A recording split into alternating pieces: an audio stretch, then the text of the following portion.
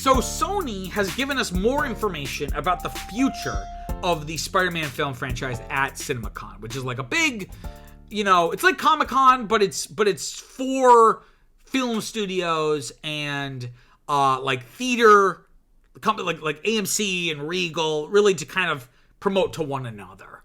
But obviously we get to find out stuff there as well. So I feel like the big announcement is the official release date for the third Spider-Verse film, Spider-Man Beyond the Spider-Verse. It is officially releasing June 4th, 2027, which is about 4 years after the last entry. And this is interesting because this movie was supposed to release March of 2024. It was supposed to come out like 9 months after Across the Spider-Verse, but then with retooling some of the story stuff, I think, and then also like the writer's strike and actor's strike, it just kept getting pushed back. So we were a little bit worried, like, okay, when is this movie even coming out? So, at least it's coming out sooner, because I think the gap between the first and second films was 5 years. So it's, good to see, okay, this is at least only 4. And I have a quote here from the co-director of the film, Justin K. Thomas, saying, quote, "We know how important this franchise is to so many people around us. We just could not run it back. So we decided we need to take the time to make sure we got it just right," end quote. And I always think that's the right move. What's the quote from Shigeru Miyamoto, the legendary Nintendo game creator, designer of Mario and Legend of Zelda, saying something along the lines of a delayed game is eventually good, and a rushed game is forever bad, right? That, it might make people annoyed now, but, to stand the test of time, it needs to be good, and you don't want to rush it. Also got a quote here from the co-writer and co-producer Phil Lord of Lord and Miller fame, saying, quote, "Gwen and his other friends may or may not be enough to help him save him being Miles, help him save the family that's been leading part of the entire system," end quote. So, you're kind of giving us a hint on maybe what's to come. This is really exciting. I'm kind of an outspoken, I don't even want to say hater, but I am very underwhelmed by the original Spider-Verse film. I thought it was good, but it's vastly overrated. I really enjoyed the sequel, though. I thought the sequel was much better. And I'm really excited to see this one. Again, see it finally. But again, we still have like 2 years to wait, which is sad, considering we were supposed to see it 9 months after the last film. But especially since it ended on a cliffhanger. But again, a delayed movie is eventually good. A rushed movie is forever bad. And then the other big announcement from Sony was the official name of the next Tom Holland film, Spider-Man film for the MCU. It's going to be called Spider-Man, Brand New Day, shedding the naming convention of Home from the other ones, Homecoming, Far From Home, No Way Home. And I got a quote here from the director of the film, Destin Daniel Cretton, who of course directed Shang-Chi, saying, quote, "Every day right now, I'm exploring the next stage of this amazing character with a team of incredible artists of the world. How to swing, how to create an emotional story, and a ride we haven't seen before," end quote. This is going to be releasing July 31st, 2026. So the year before Spider-Verse, the next Spider-Verse. And it's actually going to be between the two Avengers films, Avengers Doomsday and Avengers Secret Wars. I believe Avengers Doomsday comes out like in May. So this isn't that far off. So we're getting 2 big MCU movies that summer, which is exciting. Notably though, Sony at this event, that was it. They didn't announce any other Spider-Man movies.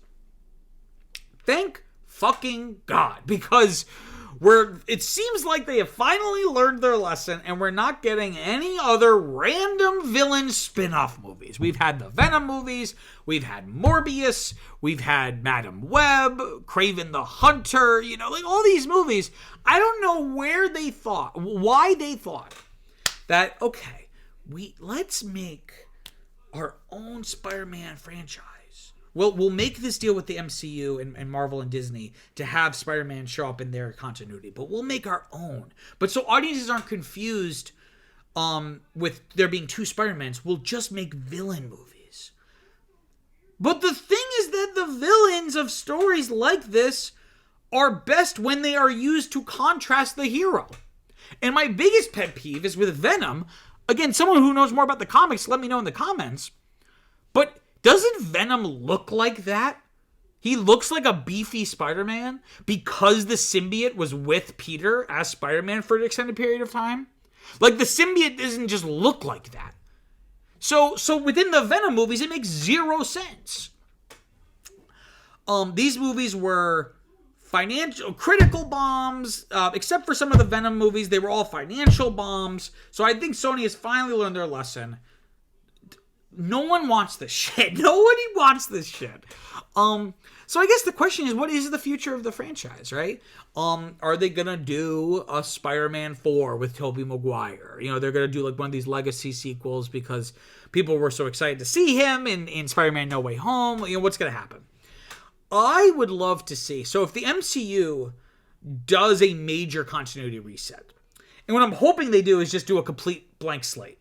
What it seems like they're going to do is basically just incorporate anything from these other franchises that they want and just like keep the stuff they want and throw out the rest. So it's going to be really annoying if we still have like all of the legacy Fox X-Men characters running around still. But if they were to do like a major complete blank slate reset, I think the best course of action would be, you know, because the thing about the MCU at the start was, you know, here's a little history for you. So Marvel was in pretty dire financial straits in the 90s. So they basically, in order to get some money, they sold off the film rights to all these different studios. So that's why, you know, Fox had X-Men and Fantastic Four and Daredevil, and Universal had Hulk, and Sony had Spider-Man, things like that, right? So when Marvel decided we want to make our own shared universe, they really could only work with the heroes they had the rights to, or work with the other studios. So that's why they started with Iron Man, who for general audiences was like a B or C level. Like, a lot of people didn't even know who Iron Man was. Captain America was a big character, but not super popular. With average non-comic book reading people. Thor was obviously an important character, but not popular. So that's why you couldn't have Spider-Man from the start. So I wonder now, if you do the MCU and you do it from scratch and you can get access to Spider-Man, doesn't that make more sense? So like if I were Sony, I would just work out a very lucrative licensing deal. And just have that, like, we're not going to make any, but we'll make our Spider-Verse movies, but, any kind of new live action Spider-Man will be handled by Marvel Studios and within the MCU. That's what I would recommend. But again, that they will not do that. And even if they were willing to do that, it would have to be predicated on Marvel Studios doing a complete blank slate reset, which it's seeming more and more like based off of the cast announcement of the new Avengers Doomsday movie, which you can find my video about on the channel. By the looks of that, it looks like they are not doing a blank slate, complete clean reset. They are just going to pull what they think everyone really likes and wants and just kind of hobble it all together into this weird Frankenstein. Wow, what an interesting story. I'm sure you have some thoughts about the topic, so comment below, let me know what you think. Also, don't forget to like and subscribe. It really, really helps people find the channel and makes me feel all warm inside. Until next time, I'm Peter Mancuso. Peace out.